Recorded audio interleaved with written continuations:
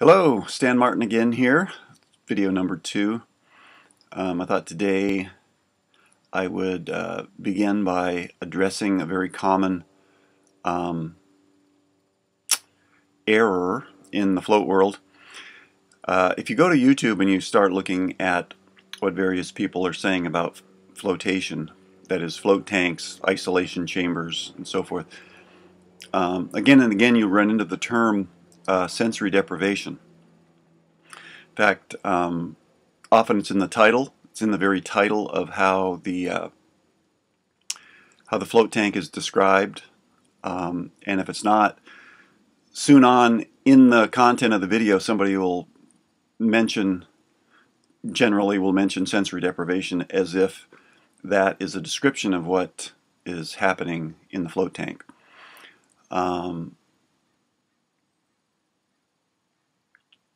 It's been pointed out to me that this may be something of a semantic difficulty only. I really don't think so. I think it's an absolutely wrong-headed mistake.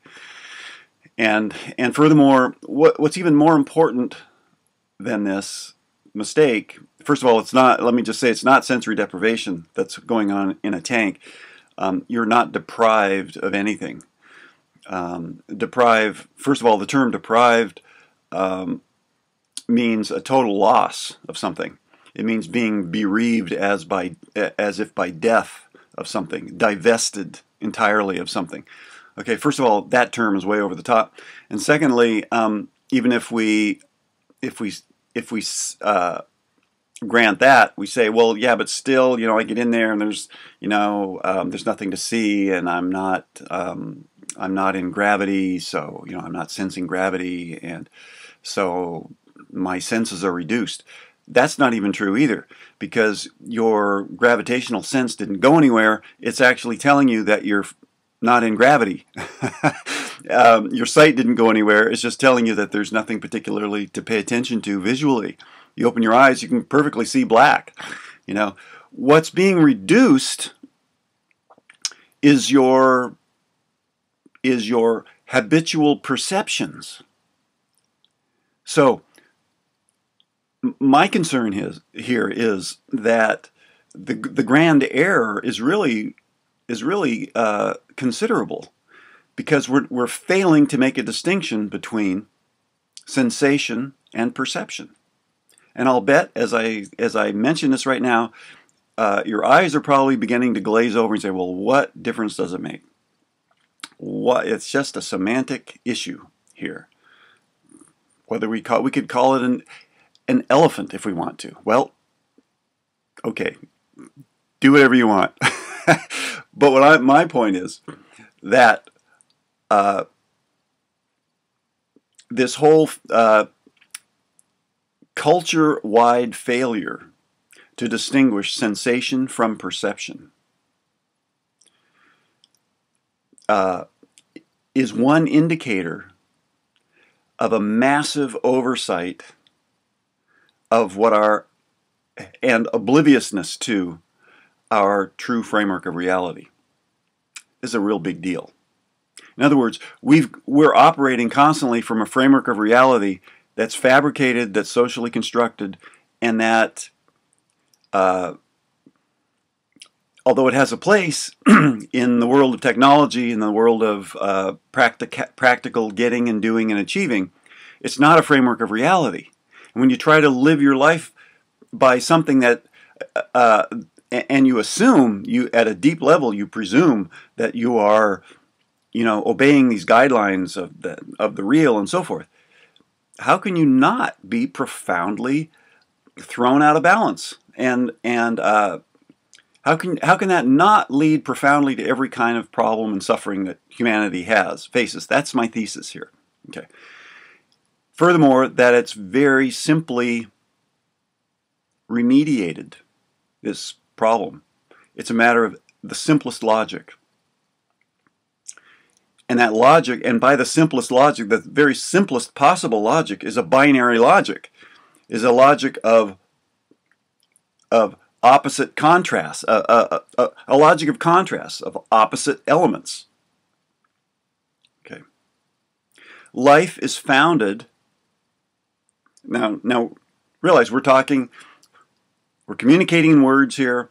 We're sharing thoughts, so we have to use the mind to frame what we're saying in words, right? So this is just a step towards going beyond words and seeing it for yourself, because you and I are actually doing this all the time. You and I are a blend of sensation and perception, which is just a subset of sensitivity and responsiveness that every living creature on the planet is constructed by. Life is inconceivable without this interplay of opposites, and they are opposite. They're functional opposites. Sensation and perception are functional opposites, and they're happening simultaneously. That's why the mind can't get this. The mind thinks in either-or patterns. For the mind this seems illogical. For the either-or Aristotelian-based, so-called rational thinking. But you see, sensitivity, if we were limited to rational thinking, nobody would be here. If the world was constructed out of rationality, there would be no world. There's this profound, non-rational base of life. The human mind is an add-on. There's billions and billions of years of single cellular activity and gradual multicellular activity, and gradually the mind came out of that, right? The mind is simple Simon relative to this deeper intelligence. And the whole point of floating, as far as I'm concerned, is when you get, especially vertical floating, when you get in a tank, you are shifted automatically back into your deeper sensorily enhanced sensitive state. You're given a break from your typical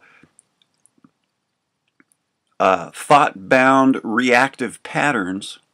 Suddenly there's a sharp break in that. And this profound sense of restfulness inevitably is there. Instantly, almost instantly. I mean, unless you've got some horrendous problem and you just can't let it go even in the tank. But chances are even there, it's going to soften it down. It's going to dampen it. It's going to help it. All right.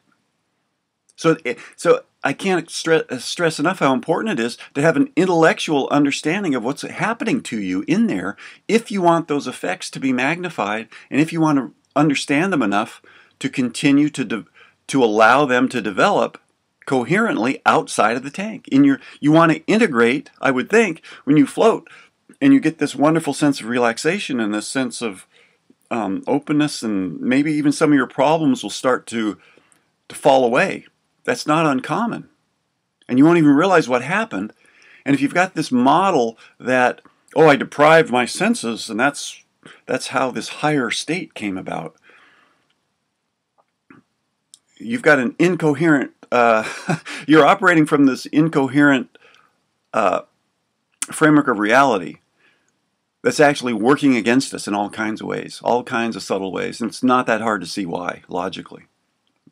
In fact, let me just lay it out here. Don't expect to get this immediately, but consider it, because it's not that difficult. It's very simple, but you're probably not going to get it right away without a lot of considering of it and a lot of testing it out.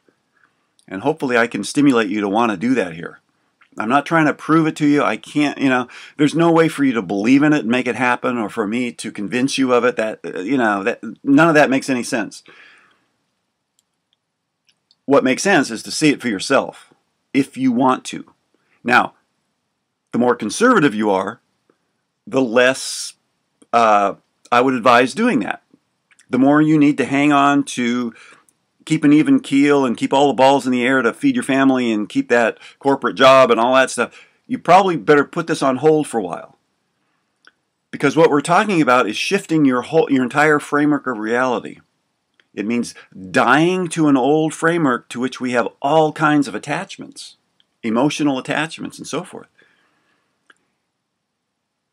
and readopting this unconsciously always with us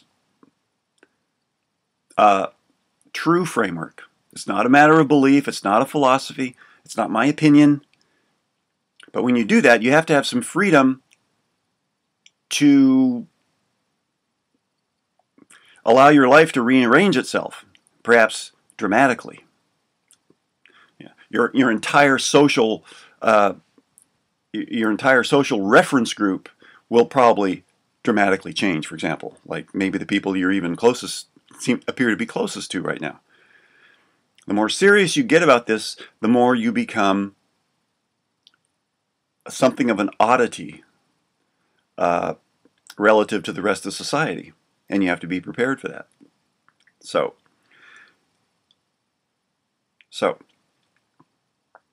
by conservative, by the way, I'm talking about something far more than just politics. I'm talking about our attachment to old structures, old inner structures.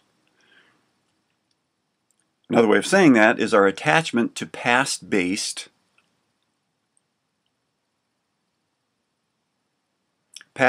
presumptions and past-based beliefs and past-based values of all kinds. Right? When you get in the tank, that stuff is all being suspended automatically, or at least for a time. You're being given a window. You're actually, especially when you float vertically, there's no choice in the matter. Your consciousness is shifted significantly. Now the question is, how far do you want to take that? You're going to get a lot of benefit. Let's say you are very conservative. You're not particularly interested in turning yourself inside out quite yet. In awakening the dark night of the soul, which is almost inevitable. Right? Those of us who are interested in that are those of us who have no choice. Those of us who, like myself, have led lives full of anxiety and depression, just from the way you were brought up, just from the nature of this society. There's more and more and more and more of us out there. And we're the ones that are going to change the framework of reality, which obviously hasn't worked out. I don't know if you've read, the World Health Organization has predicted that by 2020, depression, and I think the way it's worded, depression-related disorders, psycho-emotional issues of all kinds, are going to be the number one or the number two disability in the world, second only to heart disease, perhaps. And you could argue that that state of mind has a great deal to do with heart disease. There's lots of interconnections between the two. Right? So, in 10 generations here in the U.S., or maybe 12, of experimentation with the pursuit of happiness, which is kind of at the core of our framework of reality. Life, liberty, and the pursuit of happiness, right? That was the keystone. That's been estimated to be the most famous phrase in the English language. It shot around the world. It's inspired all kinds of other countries. It was revolutionary for the time. It was an outgrowth of individualism and the Renaissance. And for an individual to have the right to go after his own happiness, his or her own happiness, was, revolutionary. Unfortunately, that too is a powerful indicator of our misunderstanding of what our true framework of reality is. You see, what we should have said is life, liberty, and the pursuit of balance. Because when you're deeply in balance, you don't have to pursue happiness. Happiness is an automatic. Nor do you want to pursue happiness. When you're in balance, you want to deal with unhappiness when it's there. Unhappiness is a crucial teacher. So,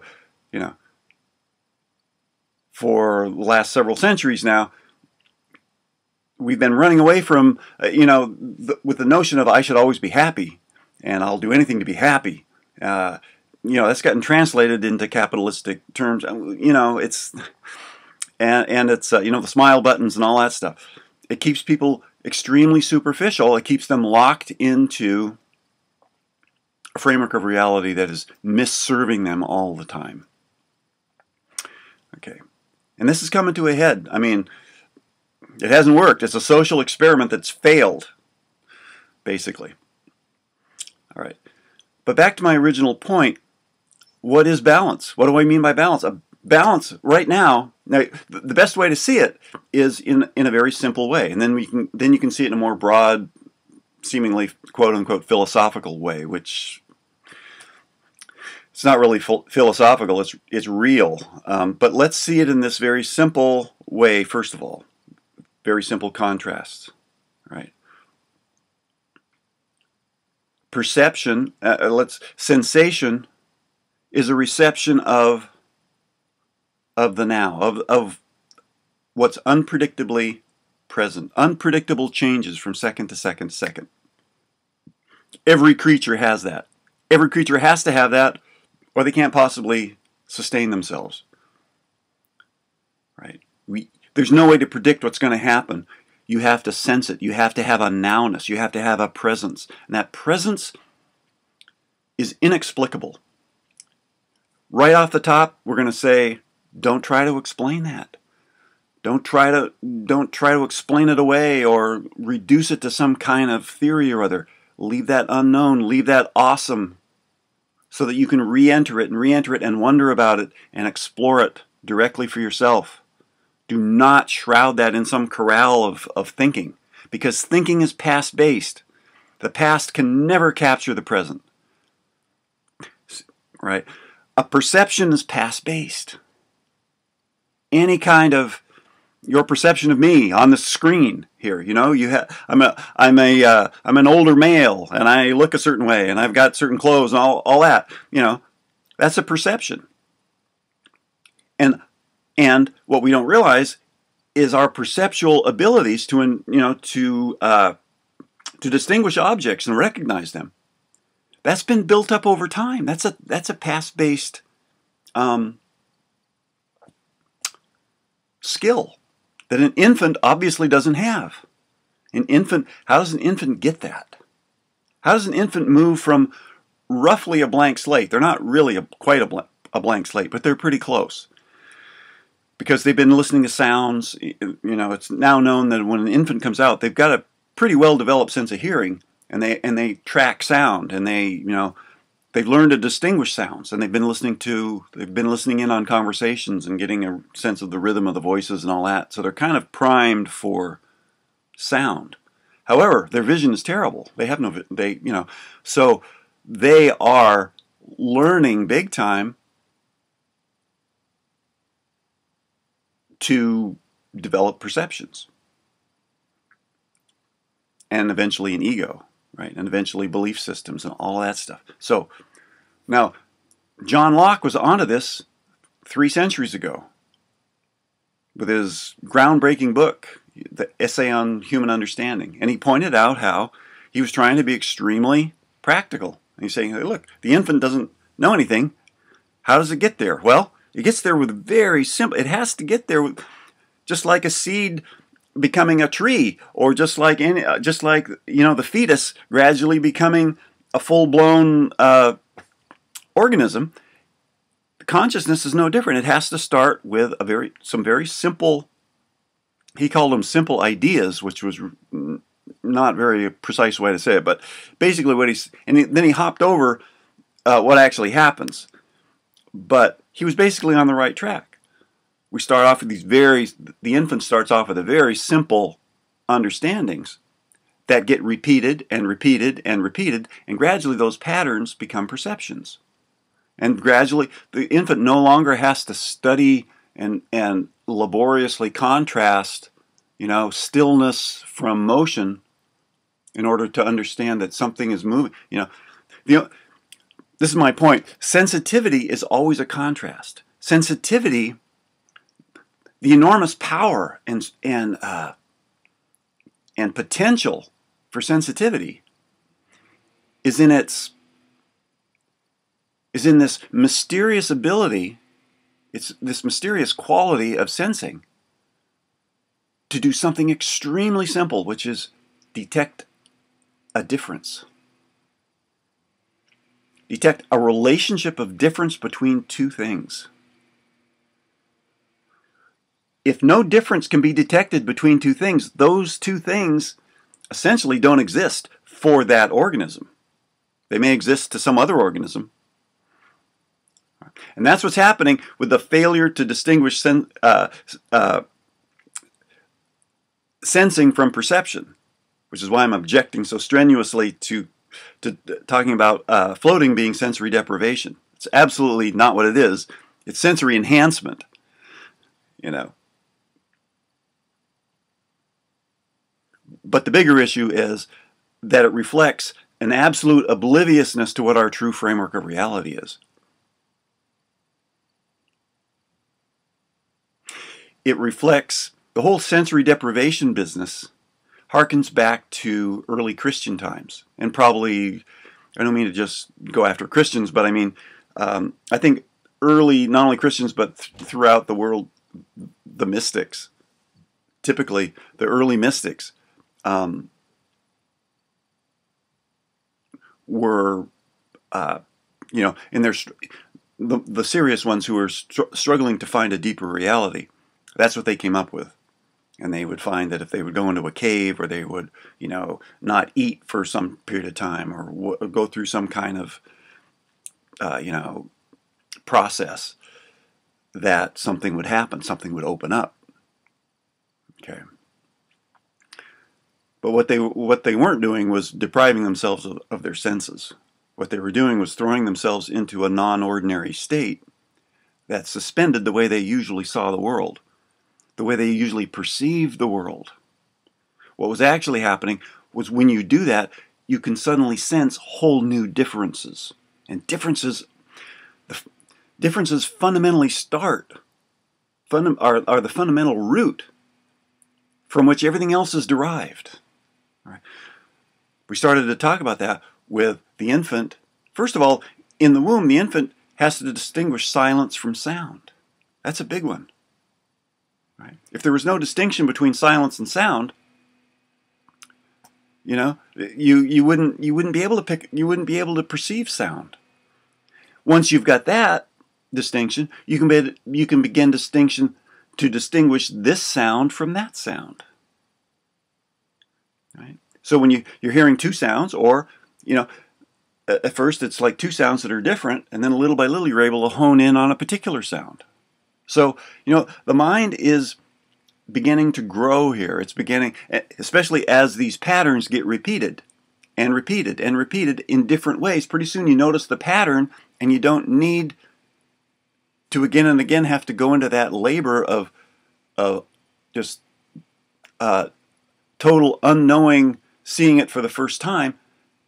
Instantly you see, or you understand that there's this sound, and you've got other connections now. You know that it's coming from a source, which is a further kind of contrast.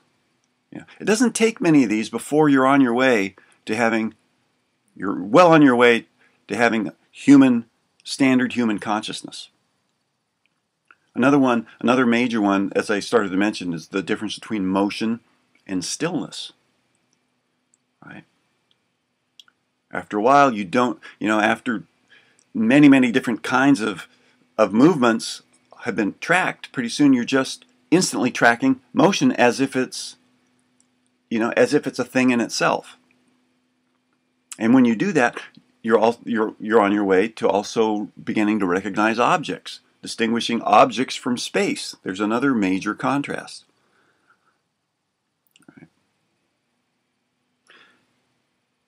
Furthermore, what's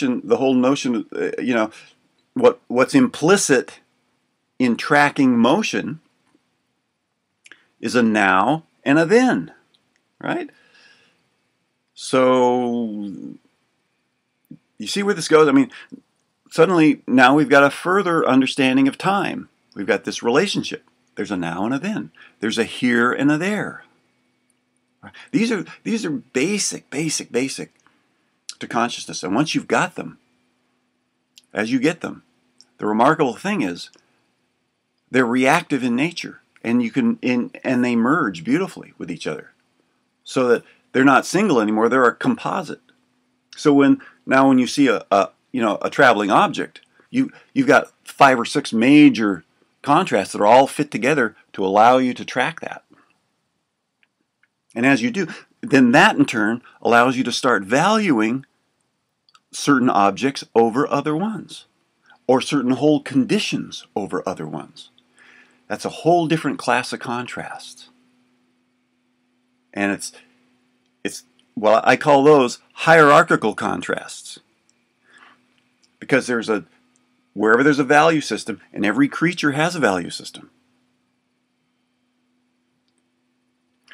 what you've got is a far more complex, past-based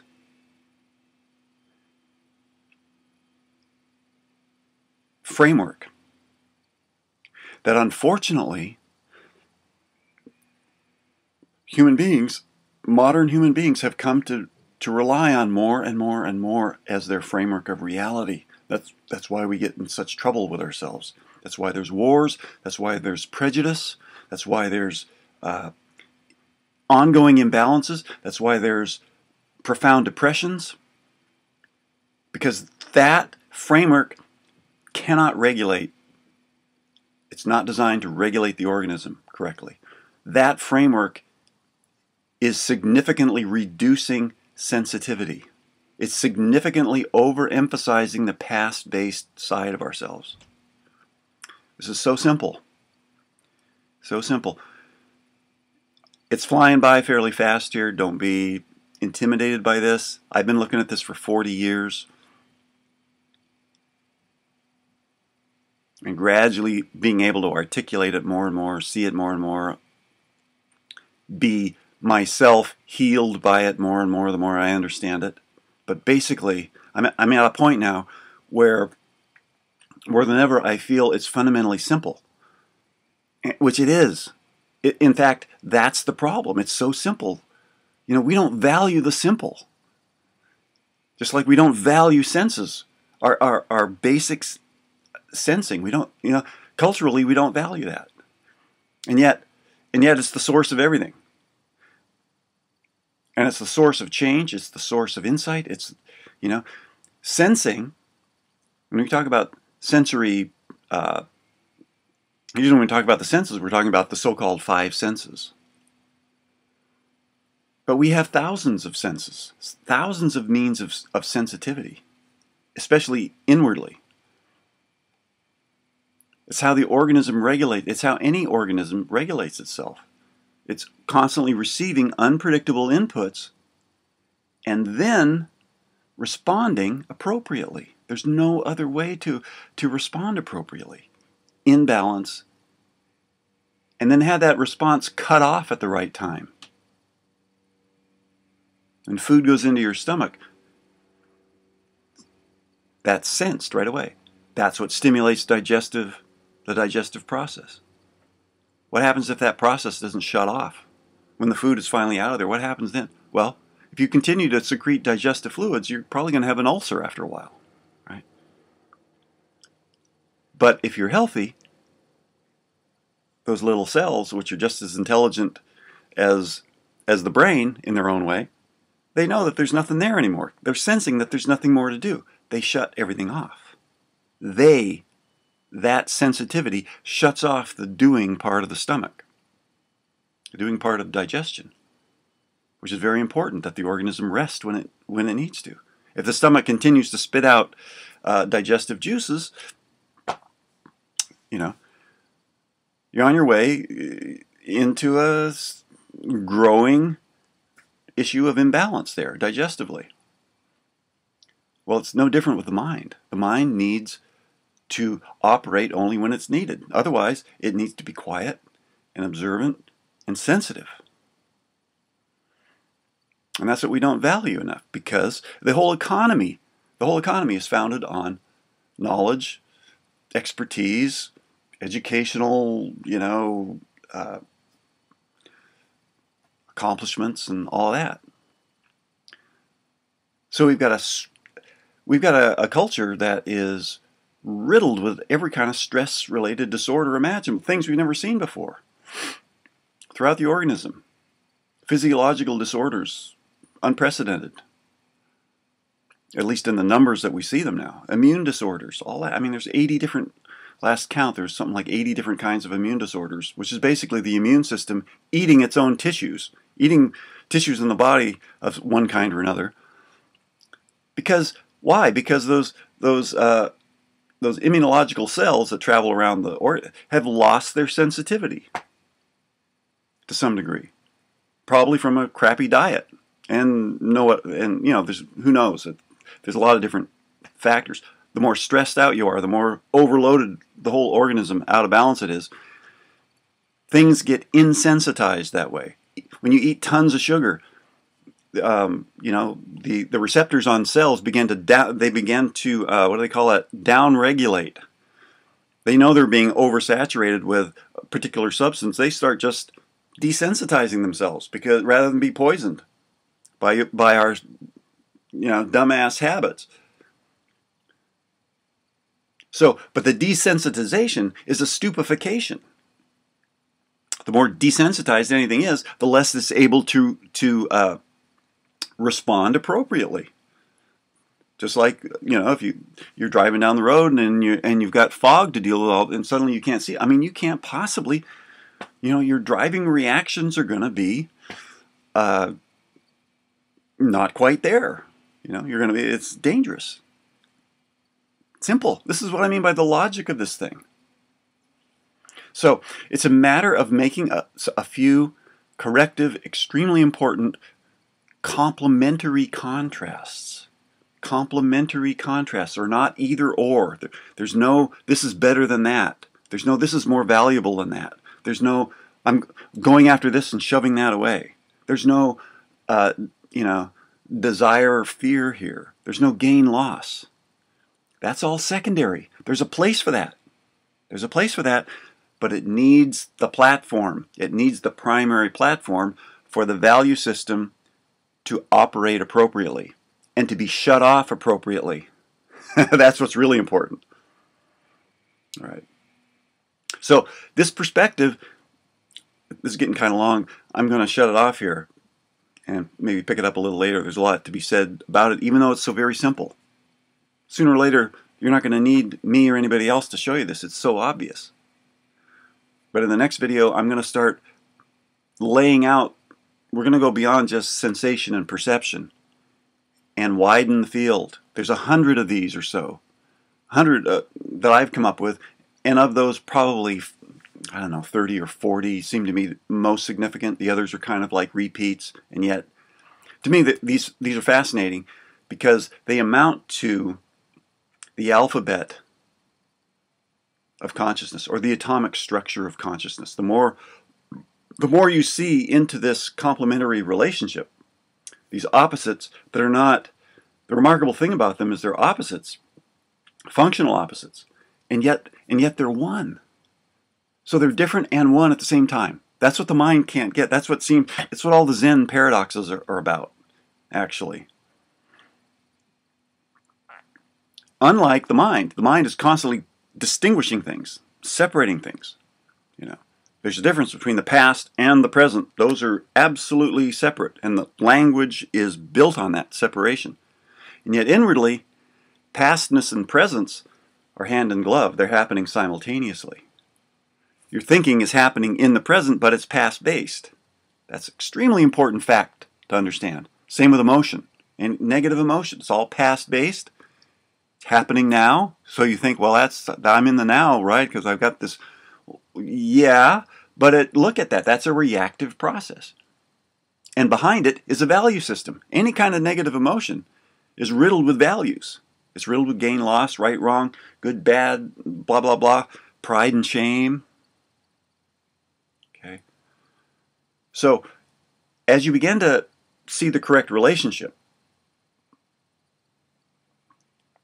imbalances of all kinds begin to just dissipate of their own.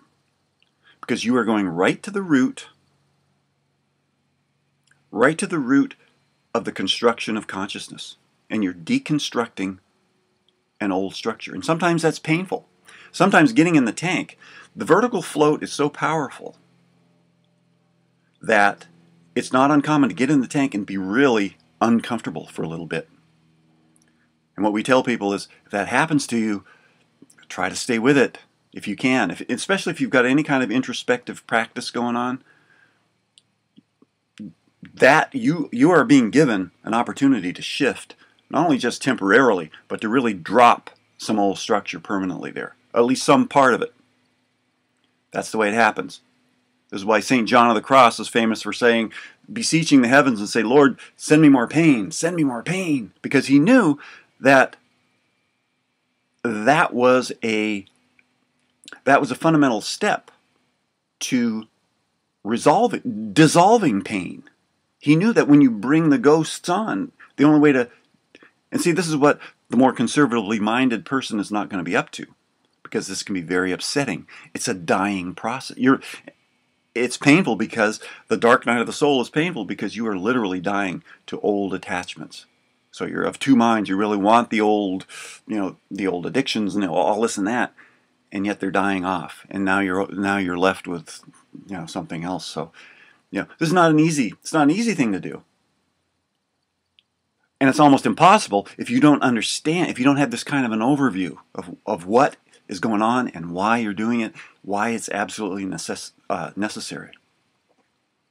All right. I am going to quit. Talk to you another time. Take care.